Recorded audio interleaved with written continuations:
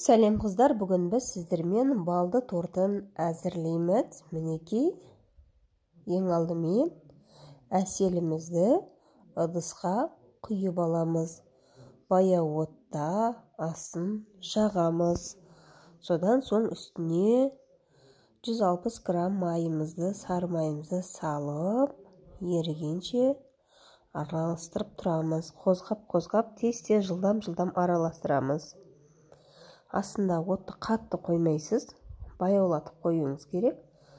Және де үстінен жарты қасық сода салып жібересіз. Мінекей осыға көпіршу керек. Көпіріп шықты.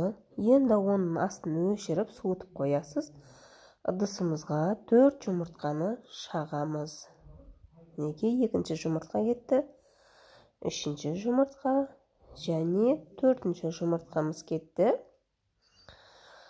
Жақсылап миксерлеп аламыз. Міне дайын болып жатыр жұмыртқамыз. Енді үстіне шекерімізді саламыз. Шекер екеуін жақсылап тұрып тағы да араластырамыз. Мінекей. Енді жаңағы ертілген массамызды үстіне әкеліп қосамыз.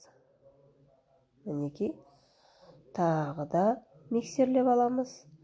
Енді үстіне ұнымызды әкеп қосамыз. Ұнды електен өткізіп алыңыздар.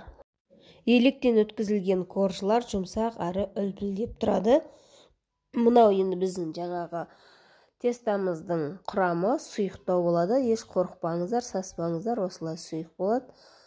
Әдеттегідей жұмсақ болып шығады. Міне 2 коржымыз дайын болды. Негізімен 3 коржы пісірдім. Біреуі пісу үстінде. Міне көрдіңіздер ме? Асты да жабыспайды. Өте сондай жұмсақ, бөлініп те кетпейді.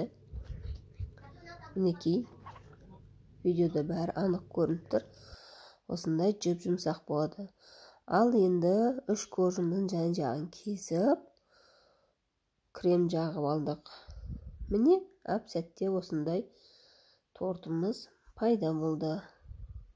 Сіздермен бірге болған Ақмарал Исақова. Менің YouTube арнама тіркеліп, және лайк басып қойыңыздар. Менде өте жеңіл, қолжетімді рецепттер бар. Тіркеліп алыңыздар.